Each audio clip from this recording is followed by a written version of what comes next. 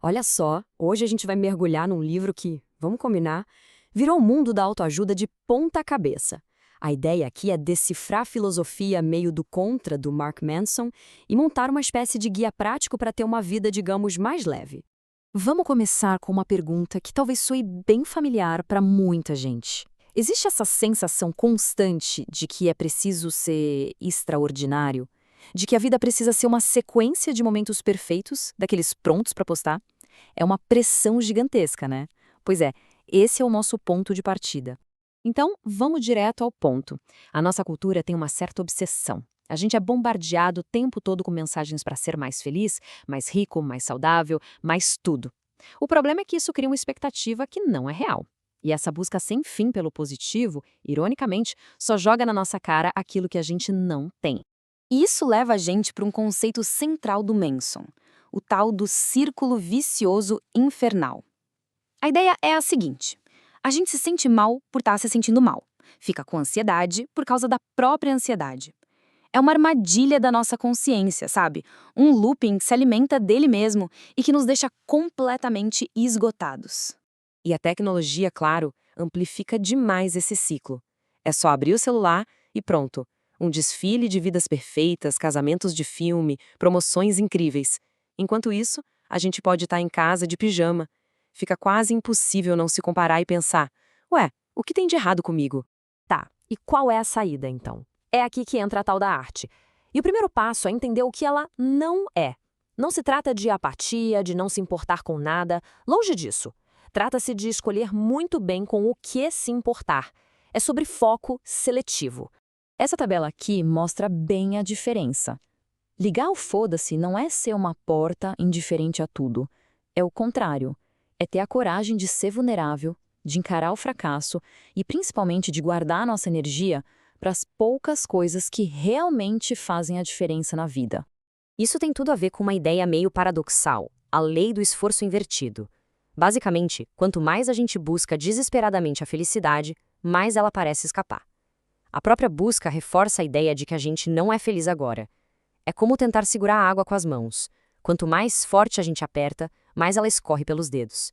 Então, o pulo do gato é este aqui. A chave para uma vida mais positiva não é ficar evitando o negativo, mas sim aceitá-lo. Enfrentar a ansiedade constrói coragem. Lidar com a insegurança nos deixa mais confiantes. A aceitação é que é a verdadeira virada de jogo. Bom, vamos para a parte prática. Como aplicar essa filosofia? A ideia é bem simples, na verdade. Felicidade não é a ausência de problemas, mas sim a forma como a gente lida com eles. A vida sempre vai ter problemas. Sempre. A grande diferença é que a gente pode escolher os nossos problemas. Em vez de fugir deles, a meta é encontrar os problemas que dão energia, que dão um sentido para a luta. Um corpo saudável, por exemplo, vem com o problema de ter que ir para a academia. Uma carreira legal vem com o problema de superar desafios complicados. Para escolher bons problemas, é preciso ter bons valores. E o Manson oferece 3 filtros para ajudar nisso. Os valores têm que ser baseados na realidade, ser construtivos para a sociedade e, o mais importante, estar sob nosso controle sem depender dos outros. E aqui a gente vê a diferença na prática. Valores bons são internos, são sobre o processo, como a honestidade. Já os valores escrotos, como ele chama, tipo o foco em sucesso material ou em estar sempre certo, dependem de coisas externas, fora do nosso controle. E isso nos deixa super vulneráveis.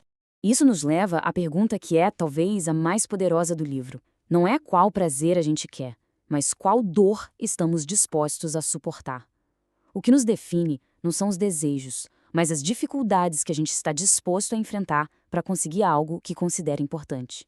Agora vamos para o próximo valor prático, que é um antídoto direto para o perfeccionismo. A ideia de que estar errado é bom.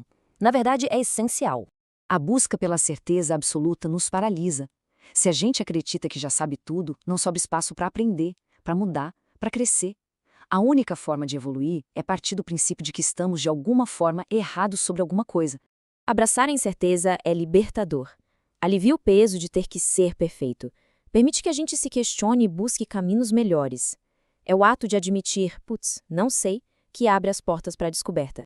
Isso inclui aceitar que talvez a gente não seja tão especial ou extraordinário assim. Parece deprimente, né? Mas o Manson argumenta que é o contrário. Quando a gente larga a pressão de ser incrível, ficamos livres para simplesmente fazer o que gostamos, sem o peso daquelas expectativas gigantescas. Bom, agora vamos amarrar esses conceitos todos. Como que isso se traduz numa vida mais leve, com menos fardos? A resposta está na forma como a gente entende a rejeição e o compromisso. A gente acha que nossa identidade é formada pelo que aceitamos, mas é o oposto. Somos definidos pelo que dizemos não.